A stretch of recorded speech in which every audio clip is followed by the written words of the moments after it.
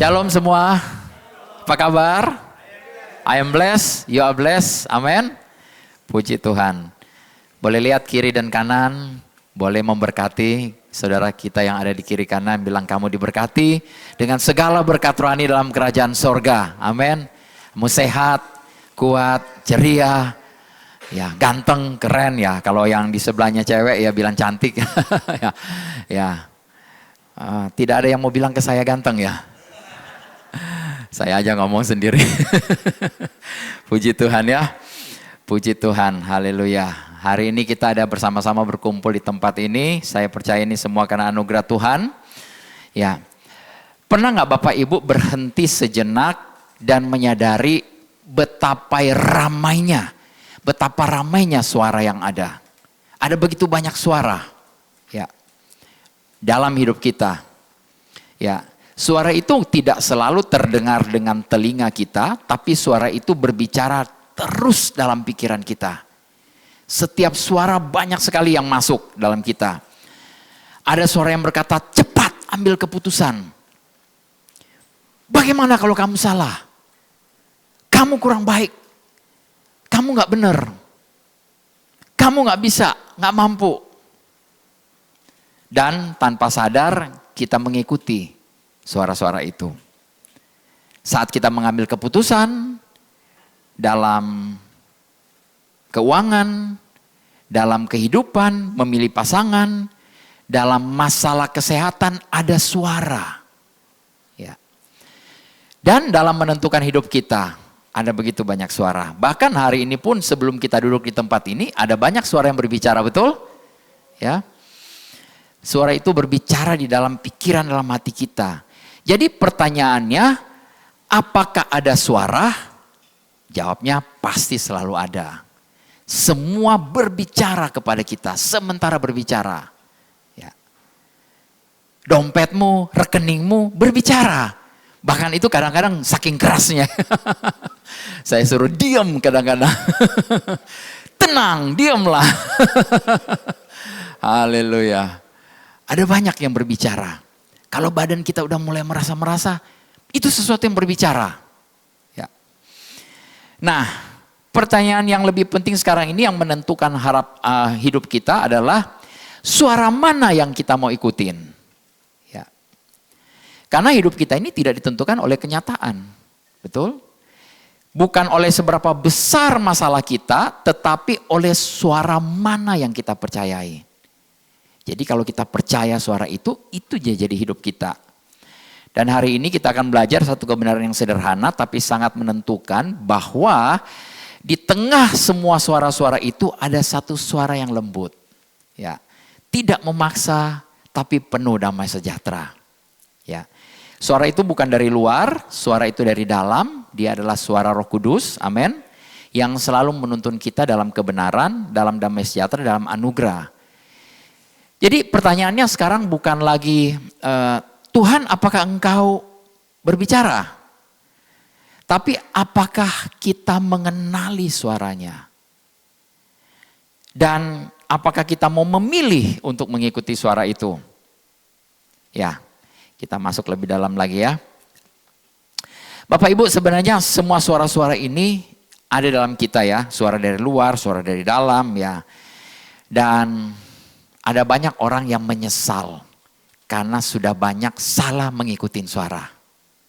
Betul? Ya, kita banyak sekali menyesal. Aduh, kenapa saya dengar suara ini? Seandainya kalau hidup bisa diputar beberapa jam, beberapa hari, beberapa bulan, beberapa tahun ke belakang, saya akan dengar suara yang lain. Ya. Dan ada beberapa orang karena mendengar suara-suara ini, hidupnya tertekan, bisa depresi. Nah, ada orang bingung, Tuhan apakah ini engkau yang berbicara atau ini pikiranku sendiri? Nah, bagaimana kita bisa membedakannya ini?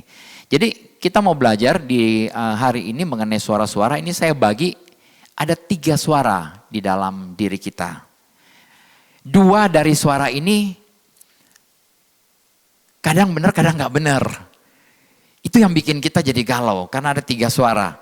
Nah, yang pertama, di dalam Roma 2 ayat 15 berkata begini, Sebab dengan itu mereka menunjukkan bahwa isi hukum Taurat ada tertulis di dalam hati mereka dan suara hati mereka turut bersaksi dan pikiran mereka saling menuduh atau saling membela. Ya. Bapak Ibu, di dalam pikiran kita ini, dalam hati kita ini ada hakim, ada jaksa, ada saksi-saksi. Ini kayak di ruang sidang ya. Ini kalau Pak Jeff dan Pak Victor ini dia kayak banyak ruang sidang. Ini benar-benar ruang sidang. Ya. Ada hukum. Hukumnya di mana tertulis dalam hati. Ada suara. Saksi.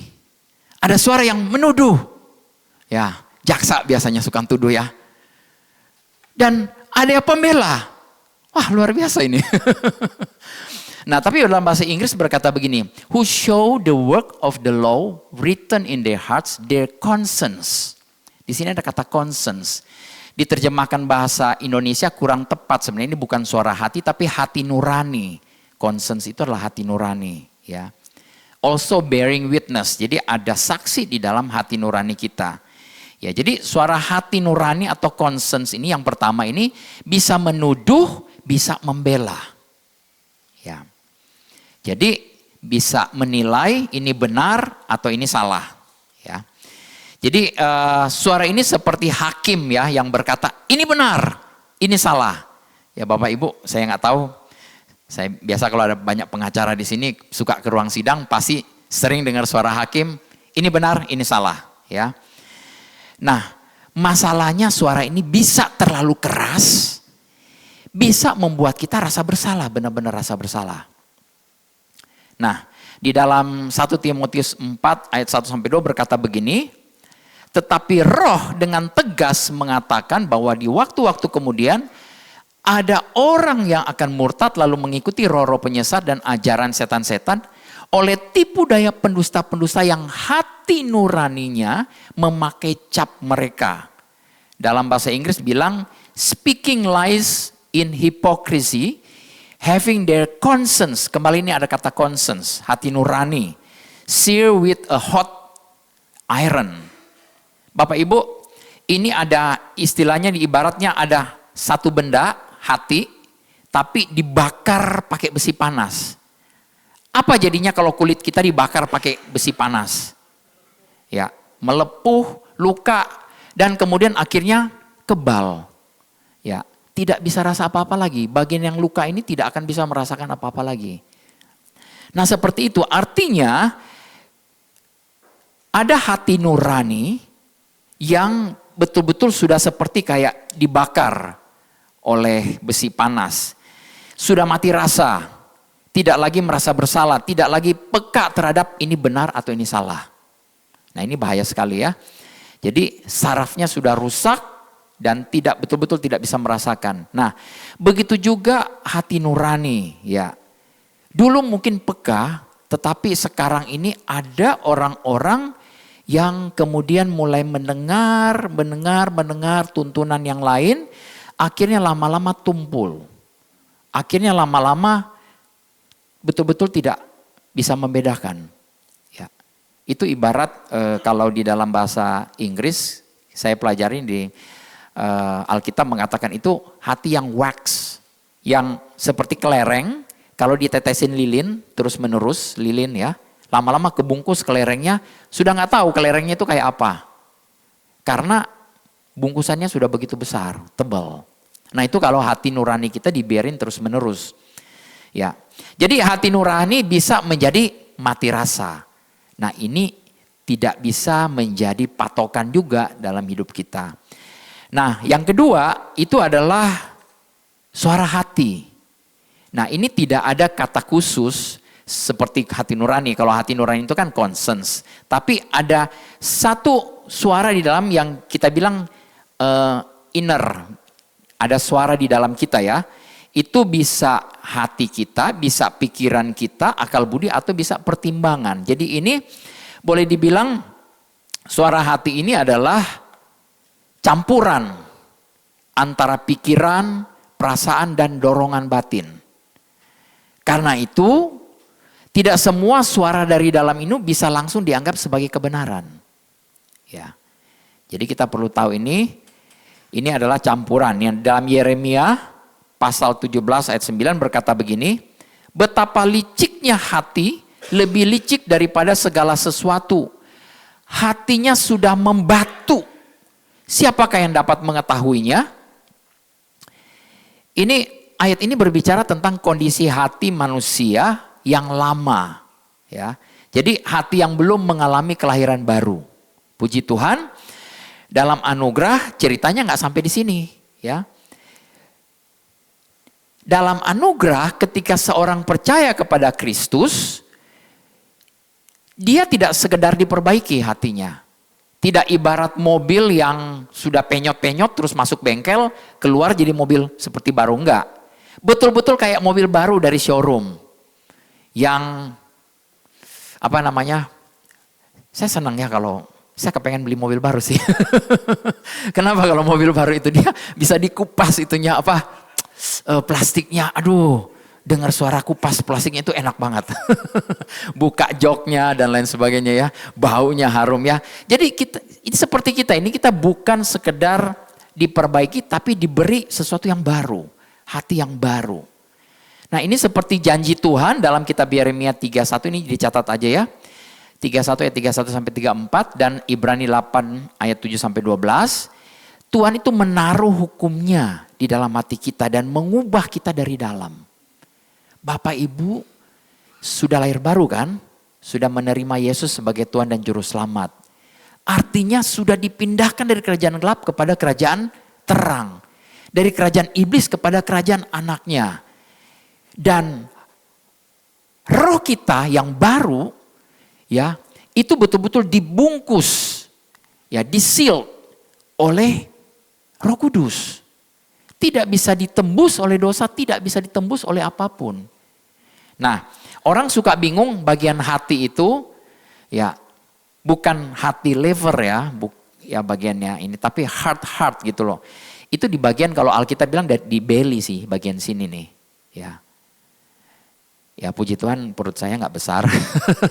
Ada yang punya hati yang besar katanya. Tapi bukan berarti perutnya besar. Ya. Nah jadi out of your belly will come flow the word, akan keluar aliran-aliran air kehidupan ya. Firman Tuhan katakan. Jadi jangan bingung, hati itu ada dua bagian. Satu adalah bagian roh, satu adalah bagian jiwa. Yang ada pikiran, perasaan dan kehendak. Oke, jadi di sini diberi hati yang baru ya. Jadi kita tidak lagi hidup dari hati yang lama yang penuh tipu daya. Yang seperti kata kitab Yeremia tadi ya. Tetapi dari roh yang baru yang telah dipersatukan dengan Tuhan. Bapak Ibu, roh kita betul-betul bersatu dengan Tuhan.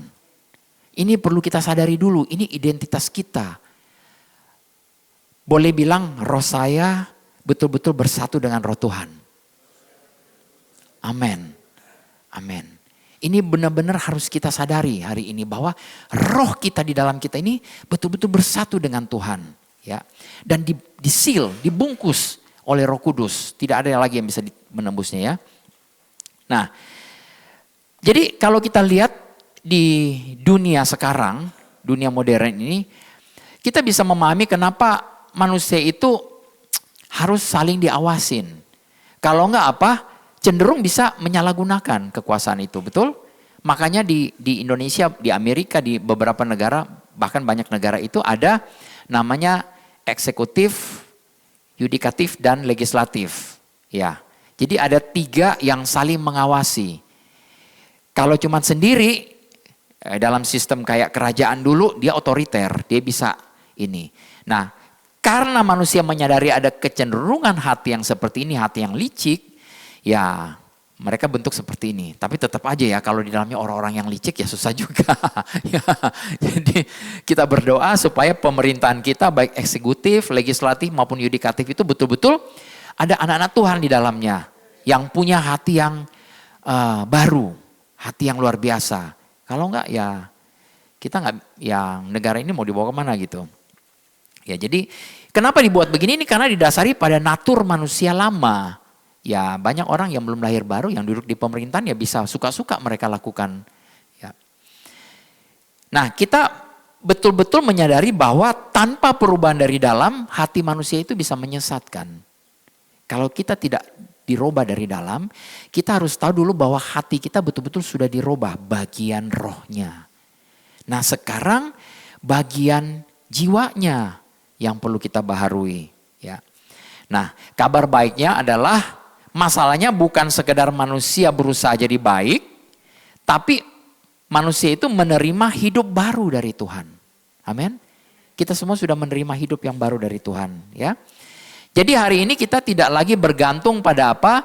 Tidak lagi bergantung pada pikiran yang berubah-berubah atau perasaan yang naik turun kayak yoyo. Ya, sebentar-sebentar tersinggung. Ditoel dikit tersinggung. Ya, nggak ditoel juga tersinggung.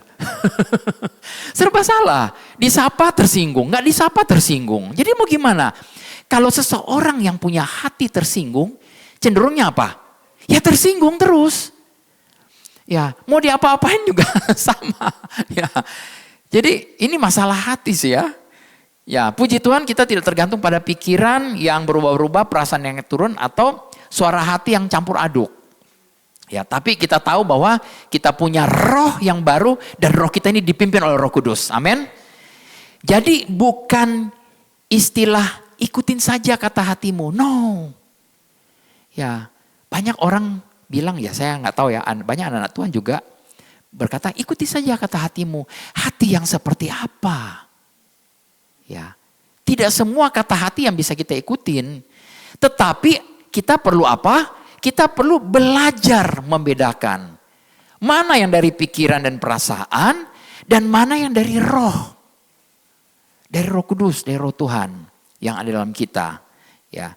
Karena itu kita tahu di Roma 12 ayat 2 berkata janganlah kita ini serupa dengan dunia. Tetapi berubahlah oleh apa? Pembaruan budi. Sehingga kita dapat membedakan. Kita bisa membedakan mana kehendak Allah, apa yang baik, yang berkenan kepada Allah dan yang sempurna itu lewat apa? Lewat pembaruan pola pikir kita. Ya. Jadi sederhananya suara hati itu semua yang ada dalam kita. Jadi ada pikiran, ada perasaan kita. Yang kalau pikiran kita ini tidak dirubah dengan kebenaran, bahaya. Nanti kalau kita ikutin yang seperti itu, ya hidup kita kacau balau. Ya. Jadi kita akan berpikir bahwa ini kayaknya pilihan yang tepat ini deh. Terus kemudian kita akan bilang, aduh aku merasa gak enak nih. Sepertinya aku harus ke sana. Terus kita bingung. Ya. Jadi tadi saya sudah katakan ada hati nurani dan ada suara hati ya. Nah, apa yang bisa membedakannya di sini? Cara mudah kita membedakan kalau dalam diri kita ada suara ini salah, ini benar, kita tahu itu hati nurani. Itu adalah seperti hakim, ya. Nah, dalam diri kalau di dalam diri kita bilang, oh aku rasa begini, sepertinya kok kayaknya begini ya, itu suara hati. Nah, suara hati itu pikiran dan perasaan kita berubah-ubah. Ya. Berubah-ubah. Dipengaruhi apa? Kondisi.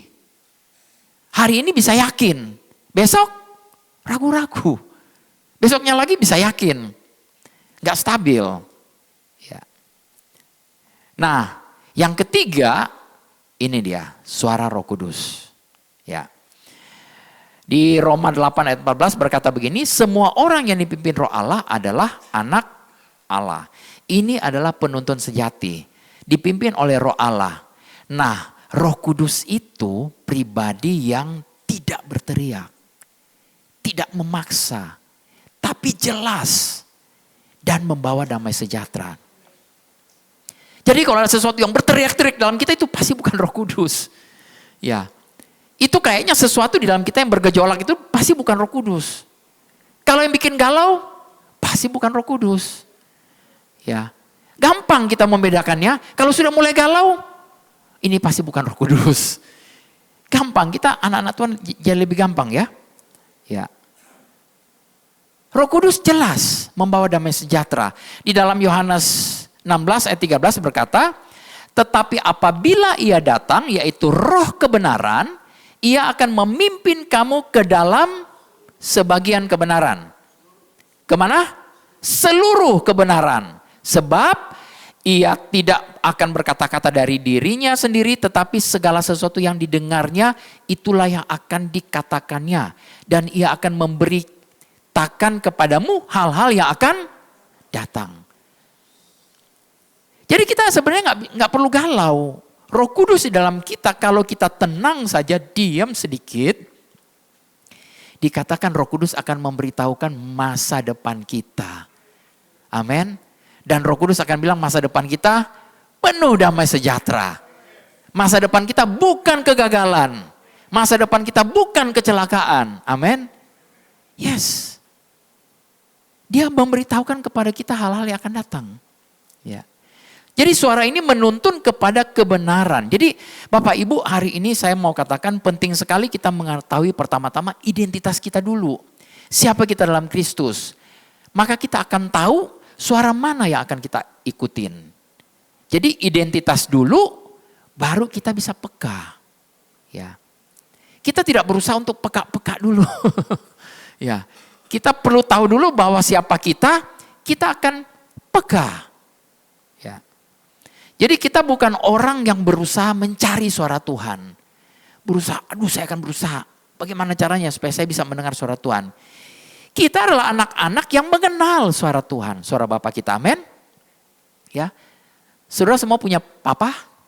Punya ya? Kenal suaranya? Kenal. Sampai sekarang pun kalau saya tanya, seperti apa suara papa kalian memanggil nama kalian?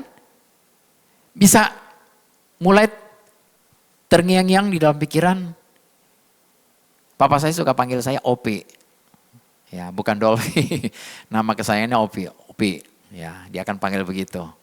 Ya, mungkin ada nama panggilan, nama kesayangan yang dipanggil. Saya langsung bisa kenal suaranya ya. Jadi kita bukan orang-orang yang berusaha mencari suara Tuhan, tapi kita lah anak-anak yang bisa mendengar suaranya. Bahkan sudah mengenal suaranya. Seperti domba mengenal gembalanya. Ya, Yohanes 10 ayat 27 berkata, domba-dombaku mendengar suaraku dan aku mengenal mereka dan mereka mengikuti aku. Puji Tuhan. Ya, ini bukan usaha keras ini, tapi karena ada satu relationship, ada satu hubungan. Ya. Jadi Yesus berkata bahwa domba-dombaku mendengar suaraku, aku mengenal mereka, mereka mengikuti aku. Sekali lagi dia katakan domba-dombaku mendengar suaraku. Bagaimana bisa domba-domba mendengar suaranya? Karena domba-domba itu menghabiskan banyak waktu bersama gembala. Ya. Mereka tahu seperti apa suara gembala itu, bagaimana gembala itu berpikir, bagaimana dia mau mengarahkan, dan apa yang dia hargain. Ya. Coba pikir ya Bapak Ibu, kalau ada seseorang yang telepon ya, kalau di HP kita mungkin langsung kelihatan. Tapi kalau di telepon rumah, kantor atau di mana terus ada orang telepon, saya langsung tahu ini suara istri saya. Ya, tanpa perlu gimana-gimana, oh ini suara istri saya. Atau ini suara anak saya. Saya bisa langsung kenal gitu ya. Ini bukan seperti, itu suara si A, si B, enggak. Saya bisa langsung kenal. Ya. Kenapa? Karena saya menghabiskan banyak waktu bersama istri saya. Ya. Bahkan kadang-kadang saya bisa dengar suaranya bahkan tanpa dia berbicara. Haleluya. Ibu-ibu kadang-kadang kalau nggak berbicara aja dengan tatapan matanya, itu sudah berbicara jauh lebih kuat daripada suaranya. Bapak-bapak silakan tertawa. Iya. Ya. Tapi Bapak Ibu, 2 tahun yang lalu waktu di TLW Bonding itu ada satu game yang luar biasa. Di mana ada orang berderet-deret, ada bapak-bapak yang di depannya disuruh nebak suara di belakang siapa. Terus pas giliran istrinya di belakang, dia nggak kenal suara, waduh cilaka. Kenapa? Karena saya bisa tahu kenapa tidak dikenal. Karena panggilannya juga berbeda. Biasanya panggilan, sayang, ini panggilan, Pak Dolphy, Pak Sugi, Pak Iwan.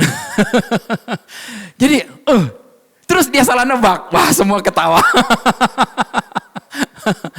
Ya ini lucu sekali ya, sampai ada bapak meminta kalau bisa ada game itu lagi di tahun ini. Bisa mendengar suaranya. Ya, kita tahu suara itu karena kita menghabiskan banyak waktu. Tapi bertahun-tahun kita bergaul juga kita masih bisa salah ya. Ya, cuman kita tahu dari nada suara, kepribadian mereka, dan cara mereka mengungkapkan sesuatu. Nah, prinsip ini sama berlaku dengan kita dan Tuhan. Ya, jadi semakin banyak waktu yang kita habiskan dalam firman-Nya, semakin akrab kita dengan cara dia berbicara, dengan apa yang dia katakan, apa yang dia prioritaskan, apa yang dia suka, apa yang dia nggak suka. Kita jadi tahu. Ya, jadi memang kita perlu banyak spending more time. Ya, lebih banyak menghabiskan banyak waktu dalam firman. Nah, saya tidak berbicara kalau Bapak Ibu punya luxury untuk bisa ada dalam satu ruangan tertutup, bisa belajar Bible berhari-hari, bisa baca berjam-jam, it's okay, itu juga puji Tuhan. Tapi di zaman dunia modern sekarang ini begitu sibuk, saya cuma mau sarankan di dalam situasi yang paling berisik sekalipun, di tengah mall, di tengah pasar yang sekali berisik pun, saudara bisa mendengar suaranya. Amin. Kita bisa diem, terus kita dengar. Oh ya, dia berbicara. Dolphy, aku adalah gembalamu. Kau tidak akan pernah kekurangan. Damai sejahteraku berlimpah-limpah dalammu. Tiba-tiba, wais, langsung disegarkan. Sementara kita mau makan, tiba-tiba dia bisa berbicara. Spend time. Ya, spend time itu artinya betul-betul kita mengarahkan pikiran kita ke dia. Bukan sibuk dengan macam-macam. Ya. Ya, kita tahu berapa banyak kita bisa tertarik dengan handphone kita. Ya. Bisa berjam-jam kita mungkin lihat TikTok, ya, WhatsApp. Ya, begitu banyak waktu. Tapi cobalah. Kadang-kadang ya, saya bilang Instagram saya sudah setting 15 menit setiap hari. So, jadi 15 menit dia langsung blank. Dia bilang, it is reach your time. Oke. Untung dia nggak tulis di bawah, bertobatlah. Yes, kita bisa set sih sebenarnya ya. Jadi 15 menit setiap hari selesai. Saya tahu waktu saya cukup. Ya, saya cuma sekedar tahu, oh oke, ada perang di luar sana. Tapi saya tidak perlu tahu harga minyak bagaimana, gimana segala macam. Itu akan membuat saudara khawatir. Dan firman Tuhan bilang kekhawatiran mau ngapain kamu? Apakah itu bisa memperpanjang umurmu? Tidak. Itu malah akan memperpendek umurmu. Ya, semakin kita khawatir, semakin kita jantungnya makin berdebar-debar. Ya. Lebih banyak jantungnya berdebar-debar, lebih cepat saudara check out. Ya. Jadi percuma ya ngapain ya. Jadi ketika kita spending time, jadi ada sesuatu pikiran masuk dalam kita di siang hari. Roh kita tahu, oh ini suara Tuhan. Ini Tuhan yang sementara berbicara. Jadi ini yang banyak gak dipahami oleh anak Tuhan, orang Kristen. Jadi firman Tuhan itu bukan sekedar informasi yang kita baca. Tuhan itu sementara berbicara. Ibrani 4 ayat 12 berkata, sebab firman Allah hidup. Firman Allah apa? Hidup. Alive. Firman, kalau hidup dia berbicara. Kalau mati ya gak berbicara. Ya, hidup berbicara. Dan kuat, powerful. Lebih tajam daripada pedang bermata dua manapun. Ia menusuk amat dalam sampai memisahkan jiwa dan roh. Jadi kita akan tahu mana roh kita yang sementara berbicara. Mana jiwa kita, pikiran kita yang sementara berbicara. Dia bisa memisahkan sendi-sendi dan sumsum. Ada dokter di sini. Sumsum itu seperti tulang. Ya, saya senang ya kalau misalnya makan rusuk. Ya, saya suka isep sumsumnya ya. Tapi siapa yang bisa membedakannya? Firman. Dan dia sanggup membedakan pertimbangan dan pikiran hati kita. Kita bisa menimbang-nimbang, memikir-mikir yang bisa memisahkan firman. Kalau kita semakin banyak firman, kita semakin tahu dan tahu ini suara Tuhan, kita akan lebih tepat untuk memutuskannya. Jadi betapa Betapa menguntungkannya buat kita kalau bisa mendengar dengan precisely suara Tuhan. Ya. Ya kita tahu semakin banyak kita membaca, semakin jiwa kita ini selaras dengan suara Tuhan, suara yang ada dalam roh kita. Nah, jiwa kita ini diberi makan oleh firman. Nah, kalau kita mengabaikan firman, jiwa kita menjadi lemah dan tumpul. Makanya jiwa kita seringkali ketarik ke sesuatu yang enggak benar. Ya. Nah, ketika kita meluangkan waktu dalam firman setiap hari, jiwa menjadi tajam, waspada, peka bahkan terhadap bisikan terkecil dari Tuhan. Karena apa? Sudah selaras dengan roh. Jadi ini kebiasaan praktis ya. Setiap hari, bukan hanya hari Minggu saja Bapak Ibu. Puji Tuhan kalau kita hari ini hari kita bisa mendengar. Tapi kalaupun hari Minggu Bapak Ibu karena kelelahan ya tertidur, ya sudahlah saya maklumin juga. Tetapi ini waktu-waktu yang enak buat kita untuk mendengar suaranya ya. Dan bukan hari Minggu saja, setiap hari ya. Makanya kita perlu membaca bukan menjadi satu kewajiban, tetapi karena kita kepengen. Kan ini sesuatu yang betul-betul menguntungkan kita. Membaca ya, saya senang pagi-pagi di BBL, setiap pagi kita baca satu perikop. Dan ada satu ayat yang betul-betul bisa berbicara kepada saya untuk hari itu, sepanjang hari itu. Dan saya bisa betul-betul merenungkan satu ayat itu. Ya, kalau kita bisa mengembangkan kebiasaan-kebiasaan ini, kita akan mulai mengenal apa yang Tuhan mau sampaikan kepada kita, pikiran kita selaras, gampang ambil keputusan. Ya, tidak akan ada yang datang ke saya bilang, Pak Dovi tolong, saya lagi galau. Saya nggak tahu mau memutuskan apa. Dan kemudian karena saya adalah Bapak Gembala yang baik, saya akan bilang, oke deh ayo deh kita berdoa ya sama-sama. Kita minta suara Tuhan apa, firman Tuhan apa untuk masalahmu ini. Ya.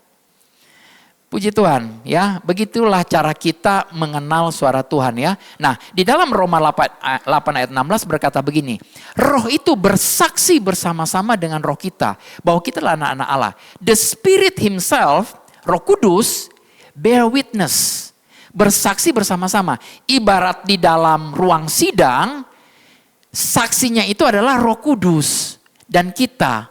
Kita bukan orang yang tertuduh. Kita bukan duduk di pesakitan ya. Ya.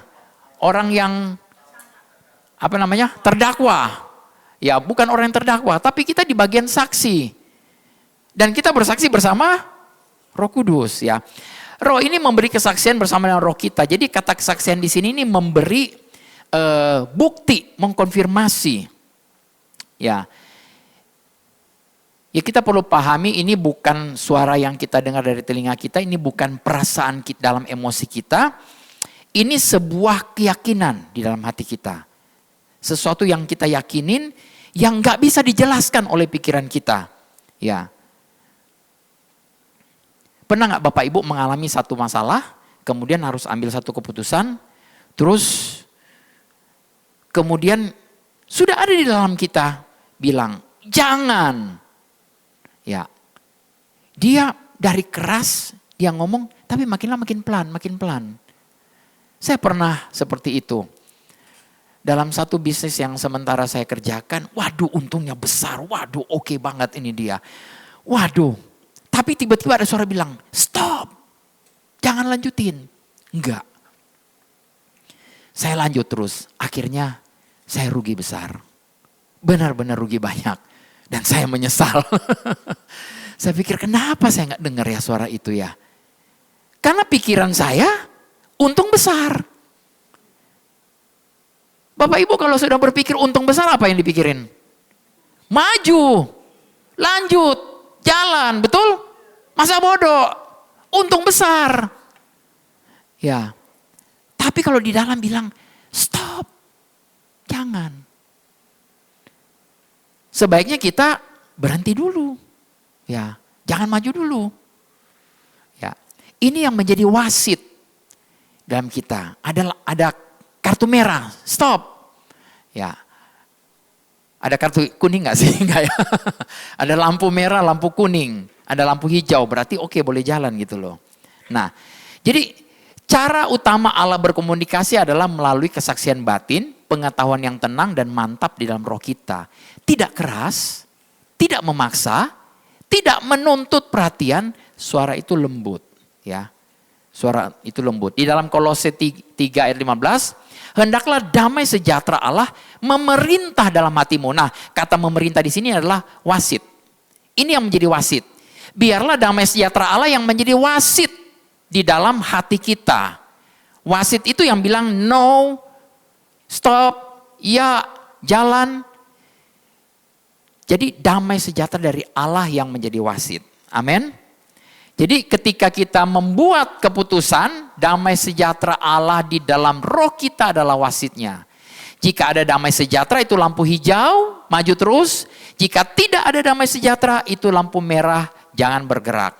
Nah tadi saya bilang jangan salah dengan damai sejahtera di pikiran kita. Damai sejahtera di pikiran kita nipu. Dia bilang cuan besar, untung besar. Kita harus cek betul-betul damai sejahtera yang ada di dalam kita. Ya. Nah Bapak Ibu seringkali kan banyak sekali suara yang berbicara ya. Pikiran kita terlalu bising. Terlalu banyak yang berbicara. Kita perlu berhenti sejenak. Bukan untuk memaksa Tuhan berbicara. Kita tidak perlu berusaha untuk Tuhan bicara dong. Ya. Di Mazmur 46 ayat 10 berkata begini. Diamlah dan ketahuilah bahwa akulah Allah. Aku ditinggikan di antara bangsa-bangsa, ditinggikan di bumi. Bapak Ibu tahu nggak? Bapak Ibu ini kayak anak-anak kecil kadang-kadang. Tahu anak-anak kecil? Kemana kesana kesini gitu loh. Pengen naik-naik, loncat-loncat kemana-kemana. Orang tua harus bilang, diam, tenang. Sorry ya, saya ibaratkan Bapak Ibu seperti anak kecil, tapi kadang-kadang kita seperti itu bukan? Ya. Coba lihat anak kecil. Susah nggak disuruh diam? Disuruh diam sekali, tetap aja mereka kesana-kesana. Nah pikiran kita kayak begitu. Kesana kemari. Ya pikiran dilawan dengan pikiran, dilawan lagi dengan pikiran. Ya ada stres. Ya, ini satu perintah. Diamlah dan ketahuilah bahwa akulah Allah. Pernah diam? Tenang? Bapak Ibu kalau bisa diam tenang, Bapak Ibu bisa mendengar. Ada suara AC di atas saya. Kebanyakan orang gak suka diam. Karena tiba-tiba ada suara nging. Seperti itu. Ya. Dan tidak bisa diam. Ada tagihan yang harus dibayar. Ada email yang harus saya balas. Ada WA yang harus saya cepat balas. Gak bisa tenang. Ya, begitu banyak suara yang berbicara kepada kita. Jadi diam ini bukan berarti tidak bergerak. Bukan. Ini kita hanya perlu mengetahui bahwa Tuhan Allah yang besar itu sementara minta kita diam. Dia mau berbicara. Nah kalau kita gak bisa diamkan pikiran kita, saya cuma bisa bilang pikiran kita bisa ditenangkan atau enggak? Bisa.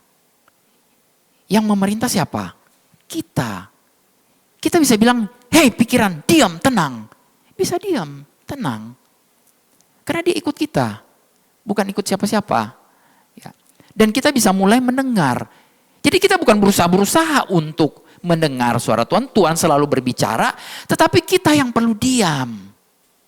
Kalau kita gak pernah mau diam, ya kita gak akan pernah bisa mendengar suaranya. Itu bedanya. Ya. Jadi gaya hidup yang sibuk itu merugikan kita untuk benar-benar mengenal Tuhan. Makanya kadang-kadang, sorry minta maaf juga, pelayanan itu juga kadang-kadang terlalu bikin kita sibuk. Ya, makanya saya harus batasin. Saya juga minta untuk para volunteers, jangan ambil terlalu banyak. 2 pelayanan sekaligus, seakan-akan bisa omnipotent, omnipresence. Di mana saja hadir, enggak bisa. Ya, kita terbatas. Ya, kita bukan bukan tubuh penuh kemuliaan. Bukan tubuh kemuliaan bisa hadir di mana saja, kapan saja ya. Haleluya. Suatu saat nanti bisa seperti itu Bapak Ibu, tapi Bapak Ibu harus mati dulu. Ya. Jadi kita perlu diam, perlu tenang. Ya. Pelayanan kadang-kadang juga bisa bikin kita terlalu sibuk. Ya. Tapi bukan berarti Bapak Ibu tidak perlu ambil bagian dalam pelayanan. Ya. Perlu ambil bagian dalam pelayanan, tapi jangan membuat pelayanan itu menjadi alasan kita untuk kita sibuk-sibuk. Ya. No excuse. Haleluya. Karena firman Tuhan, pekerjaan Tuhan, perkataan Tuhan sementara berlangsung, tapi kita sibuk sendiri. Ya. Jadi kita tahu bagaimana cara kita membedakan pikiran dengan roh. Ya. Dari pikiran yang emosi itu tergesa-gesa, penuh tekanan, dipenuhi ketakutan. Dari roh Tuhan tenang, damai, teguh, walau tidak masuk akal. Ya. Tuhan tidak membingungkan, dia menuntun dengan damai, bukan ketakutan. Ya. Di sini nggak ada istri saya, jadi saya bisa ngomong tentang dia. Ya. Waktu dia mau memilih saya, puji Tuhan, dia yang memilih saya. Saya tanya, kenapa kamu mau memilih saya? Dia bilang, ada damai sejahtera yang menuntun dia. Saya bilang, wow, saya tersanjung. Terus dia tanya saya, kenapa kamu memilih saya? Karena kamu cantik. Jujur ya. Tapi kemudian saya tahu damai sejahtera juga yang menuntun saya. Ya. Jadi Tuhan tidak membingungkan. Jadi Bapak Ibu tidak perlu bingung-bingung. Mau milih pasangan, mau milih pekerjaan, mau milih bisnis, mau milih sekolah, mau milih apapun. Ya, Tuhan menuntun dengan damai sejahtera bukan ketakutan. Jadi kita perlu bertindak dengan iman walaupun belum mengerti. Ya, ini kunci terbesar ya. Ini sayang sekali waktu saya tinggal sedikit, tapi saya mau sampaikan sedikit aja, nanti saya lanjutkan di waktu yang akan datang. Di Ibrani 11 ayat 8, karena iman Abraham taat. Ketika ia dipanggil, lihat di sini ada satu suara yang memanggil dia untuk berangkat ke negeri yang akan diterimanya menjadi milik pusakanya. Lalu ia berangkat dengan tidak mengetahui tempat yang ia tujui. Dengan kata lain, Abraham dipanggil, Abraham, aku mau engkau pergi ke satu tempat. Hah? Kemana Tuhan? Dia tahu? Nggak tahu. Dia tahu tempatnya mau kemana? Mau pergi bagaimana? Kapan perginya? Gimana? Ya udah, yang penting dia bilang, dia langsung packing, berangkat. Mau ke kiri ke kanan? Nggak tahu. Tujuannya belum tahu. Karena iman. Abraham taat. Jadi kita tahu kita punya iman. Iman timbul dari pendengaran akan firman Kristus. Firman itu yang akan menuntun kita. Ya. Ada satu ayat yang terkenal di dalam Mazmur berkata bahwa firman-Mu itu adalah pelita bagi kakiku dan terang bagi jalanku. Jalan-jalan kita tidak akan menjadi jalan yang gelap. Karena ada firman yang meneranginya. Ya Bapak Ibu, kita perlu banget firman ini ya. Jadi ada begitu banyak suara, tapi kita perlu mengenal identitas kita. Kita perlu tahu dulu identitas kita, siapa kita dalam Kristus, sehingga kita bisa peka terhadap suara-suara itu. Ya, khususnya suara Tuhan yang menuntun kita dalam damai sejahtera. Puji Tuhan, Tuhan Yesus memberkati.